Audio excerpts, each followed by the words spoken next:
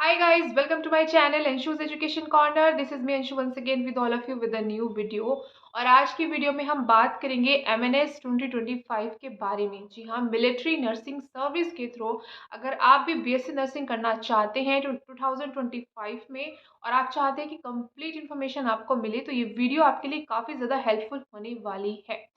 तो एमएनएस के लिए अपना खुद का एंट्रेंस एग्ज़ाम होता है, लेकिन इससे पहले आपको नीट के एप्लीकेशन फॉर्म फिल करने होते हैं और नीट क्वालिफाई करना होता है। नीट क्वालिफाई करने के बाद ही आप एमएनएस के फॉर्म फिल कर पाएंगे और नीट के एप्लीकेशन फॉर्म के जो रजिस्ट्रेशन है वो 7 मार्च को क्लोज हो जाएंगे। तो सबसे पहली अपडेट तो यही है कि इस वीडियो को देखने के बाद अगर आप एमएनएस एस्पिरेंट हैं तो सबसे पहले तो आपको नीट के रजिस्ट्रेशन करने ही होंगे।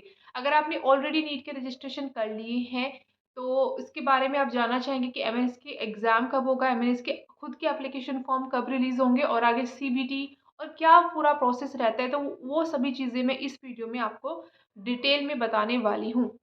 लेकिन सबसे पहले मैंने नीट को इसलिए आगे रखा है क्योंकि अगर आप ये वीडियो अभी देख रहे हैं और एमएनएस के फॉर्म आपको फिल करने हैं, एमएनएस के थ्रू बीएससी नर्सिंग करनी है, एएफएमसी कॉलेजेस में यानी कि जो आर्म फोर्स मेडिकल कॉलेजेस होते हैं वहाँ से बीएससी नर्सिंग करना चाहते हैं तो सबसे पहले तो आपको नीट के एप्लीकेशन फॉर्म फिल करने होंगे क्योंकि बहुत ज़्यादा टाइम नहीं है। 7 मार्च को आपके नीट के रजिस्ट्रेशन क्लोज हो जाएंगे और एमएनएस शॉर्टलिस्ट जो करता है खुद के सीबीटी के लिए जो उनका एग्ज़ाम होता है वो नीट के स्कोर के बेसिस पर ही करता है। जो बच्चे नीट क्वालिफाई कर लेंगे वही फॉर्म फिल कर पाएंगे मिलिट्री नर्सिंग सर्विसेज के। तो ये फॉर्म आपके कब रिलीज़ होंगे, आगे का क्या सिलेक्शन रहता है, इसमें कितने स्टेप्स आपको क्लियर करने होंगे, टोटल नंबर ऑफ सीट्स कितनी रहेंगी, तो ये सारी चीज़ें हम इस वीडियो में बात करेंगे। सबसे पहले हम बात करते हैं यहाँ पर एलिजिबिलिटी क्राइटेरिया की।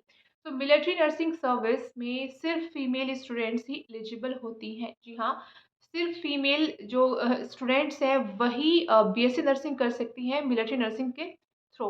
तो यहाँ पर सबसे पहले तो एलिजिबिलिटी क्राइटेरिया यही है। सिटीजन ऑफ इंडिया, ठीक है, ये कंपलसरी है। उसके बाद बात करें हम यहाँ पर 12th जो आपका है वो फिजिक्स, केमिस्ट्री, बायोलॉजी और इंग्लिश से आपका पास होना चाहिए। ठीक है, physics, chemistry, biology and English ये कंपलसरी सब्जेक्ट हैं आपके। और मिनिमम आपका 12th पास में जो स्कोर है वो 50% मिनिमम एटलीस्ट आपका होना चाहिए। मिनिमम एज यहाँ पर 17 ईयर्स होनी चाहिए और आपका जो 12th पास है वो फर्स्ट अटेम्प्ट में होना चाहिए। ऐसा नहीं है कि आप एक बार फेल हो चुके हैं या किसी भी रीज़न से आपका ड्रॉप ईयर है तो वो यहाँ पर एलिजिबिलिटी क्राइटेरिया में नहीं आएंगे। 12th पास आपका फर्स्ट अटेम्प्ट में ही पास होना चाहिए। ठीक है, तो ये एलिजिबिलिटी आपकी क्राइटेरिया है। इसके बाद नीट कंपलसरी है, नीट को क्वालिफाई करना कंपलसरी है। नीट में कितना स्कोर आपका होना चाहिए, कितनी कट ऑफ रहती है, लास्ट ईयर कितनी थी, इस साल कितनी हो सकती है, इसके लिए मैं अलग से सेपरेट वीडियो बनाऊंगी जो कि कम्प्लीटली एमएनएस नीट स्कोर के बेसिस पर रहने वाली रहेगी।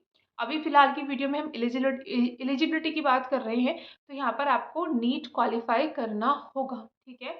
अगर आप नीट क्वालिफ़ाई कर लेते हैं, तो आप एलिजिबल होते हैं मिलिट्री नर्सिंग के फॉर्म फिल करने के लिए, ठीक है? शॉर्ट लिस्ट कट ऑफ के बेसिस पर रहेगा, लेकिन अगर सिर्फ क्वालिफ़ाई ही कर लिया है, तो आप फॉर्म फिल कर सकते हैं। नीट के जो एप्लीकेशन फॉर्म है जैसे कि मैंने बताया 7 मार्च को क्लोज हो जाएंगे। ये एग्ज़ाम आपका 4th ऑफ मई को होगा। 4 मई को ये आपका एग्ज़ाम रहेगा नीट का। और नीट के रिजल्ट डिक्लेयर होने के बाद आपके विद इन अ वीक और 15 डेज में एमएनएस के फॉर्म रिलीज़ हो जाते हैं। तो जैसे ही नीट के रिजल्ट डिक्लेयर होंगे उसके हफ्ता 10 दिन के बाद मिलिट्री नर्सिंग के फॉर्म रिलीज़ हो जाते हैं। तो मान के चलते हैं कि जून के एंड में, ठीक है, जून के लास्ट वीक में आपके एमएनएस के फॉर्म रिलीज होने की चांसेस रहते हैं। उसके बाद मिलिट्री नर्सिंग सर्विस का अपना एक सीबीटी होता है, कंप्यूटर बेस्ड टेस्ट, जिसमें आपके जनरल इंग्लिश और जनरल इंटेलिजेंस के क्वेश्चंस पूछे जाते हैं। यहाँ पर आपके जो क्वेश्चंस रहते हैं वो 40 क्वेश्चंस रहते हैं और 80 मार्क्स के रहते हैं। कि 30 मिनट्स का आपका एग्जाम रहता है कंप्यूटर बेस्ड और यहाँ पर 0.5 मार्क्स की नेगेटिव मार्किंग होती है अगर आप कोई क्वेश्चन का आंसर गलत करते हैं। सीबीटी के बाद आपका पैट एग्ज़ाम होता है, साइकोलॉजिकल असेसमेंट टेस्ट। उसके बाद आपका मेडिकल एग्ज़ाम होता है और इन सभी चीज़ों को देखते हुए आपका फाइनल सिलेक्शन होता है। आपका नीट में कितना स्कोर है, सीबीटी में आपने कितना स्कोर किया, आपका इंटरव्यू कैसा गया और आपका मेडिकल जो टेस्ट्स हैं वो नॉर्मल है या नहीं। तो ये सारी चीज़ें देखने के बाद ही आपको मिलिट्री नर्सिंग सर्विस के जो कॉलेजेस हैं एएफएमसी हैं उनमें आपको एडमिशन मिलता है। इंडिया में 6 आर्म फोर मेडिकल कॉलेजेस हैं जो कि दिल्ली, बेंगलोर, लखनऊ, मुंबई और कोलकाता में है। तो ये 6 इंस्टीट्यूट है जिसमें टोटल नंबर ऑफ सीट्स 220 हैं। तो ऑल ओवर इंडिया में 220 गर्ल्स ही लकी गर्ल्स होती हैं जिनको मिलिट्री नर्सिंग सर्विस में बीएससी नर्सिंग करने का चांस मिलता है और ये बिल्कुल फ्री एजुकेशन होती है। यहाँ पर कोई भी फीस नहीं होती है, ठीक है? कोई फीस आपकी नहीं होती है। 4 इयर्स कंप्लीटली आपका फ्री एजुकेशन रहता है, आपका रहना, आपका एजुकेशन सब कुछ फ्री रहता है, गवर्नमेंट की तरफ से रहता है। और इतना ही नहीं, जब आप बीएससी नर्सिंग का कोर्स कर लेते हैं तो आप मिलिट्री में ही आप एज़ अ नर्स जॉब करते हैं जिसमें आपका सैलरी पैकेज भी बहुत अच्छा होता है। तो ये बेनिफिट्स हैं अगर आप एमएनएस क्लियर कर लेते हैं और एमएनएस के थ्रू बीएससी नर्सिंग कर लेते हैं।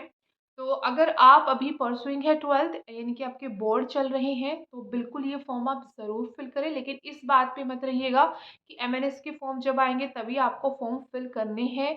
ये सबसे पहला आपका जो क्राइटेरिया है वो नीट स्कोर है, तो आपको नीट देना ही होगा। तो आप सोच सकते हैं कुछ कॉलेजेस में सिर्फ़ आपको नीट ही एग्ज़ाम सिंगल देना है और आपको एडमिशन मिल जाता है। लेकिन एमएनएस में आपको पहले नीट देना होगा, उसके बाद आप शॉर्टलिस्ट होंगे एमएनएस के फॉर्म के लिए या नहीं, सीबीटी के लिए अब फिर आपको सीबीटी देना होगा, आपका साइकोलॉजिकल असेसमेंट टेस्ट होगा, आपका इंटरव्यू होगा, मेडिकल होगा। तो ये सारे क्राइटेरिया आपको मिलिट्री नर्सिंग सर्विस के लिए पार करने होते हैं, तब जाकर के आपको 220 बच्चों में से आपका सिलेक्शन होता है। तो अभी 2 मंथ्स आपके पास है नीट की प्रिपरेशन के लिए और उसके बाद फिर 1 मंथ के अराउंड आपको टाइम मिलेगा जो आपका सीबीटी होता है इंग्लिश और general intelligence and general English का। तो अभी आपके पास टाइम है, प्रिपरेशन कर सकते हैं, लेकिन फॉर्म फिल करने के लिए बहुत ज़्यादा टाइम नहीं है। तो आप अगर एमएनएस एस्पिरेंट है 2025 में, आप या आपकी फैमिली में कोई भी मिलिट्री नर्सिंग सर्विस के थ्रू बीएससी नर्सिंग करना चाहते हैं तो जल्दी से जल्दी अपनी नीट की एप्लीकेशन फॉर्म फिल ज़रूर कर लें। सो गाइज ये थी आज की वीडियो एमएनएस 2025 के रिगार्डिंग। जैसे ही एमएनएस के फॉर्म रिलीज होंगे आगे का जो भी प्रोसेस रहेगा CBT, interview, psychological assessment test complete आपको जो डिटेल है वो अंशुज एजुकेशन कॉर्नर पर मिल जाएगी। तो इस चैनल को आप सब्सक्राइब कर लीजिए और सिर्फ एमएनएस ही नहीं बाकी अदर जो स्टेट हैं उनके बीएससी नर्सिंग या पैरामेडिकल के जो एप्लीकेशन फॉर्म है उनके अपडेट्स भी आपको टाइमली मिल जाएगी सो दैट आप अदर फॉर्म भी फिल कर पाएँ। आई होप ये वीडियो आपके लिए हेल्पफुल रही होगी। वीडियो अगर पसंद आई हो तो इसको लाइक करें, शेयर कर दीजिए अपनी फ्रेंड्स और फैमिली में जो एमएनएस एस्पिरेंट्स हैं। और जल्दी मिलती हूँ एक नई वीडियो, एक नई जानकारी में। Till then bye bye.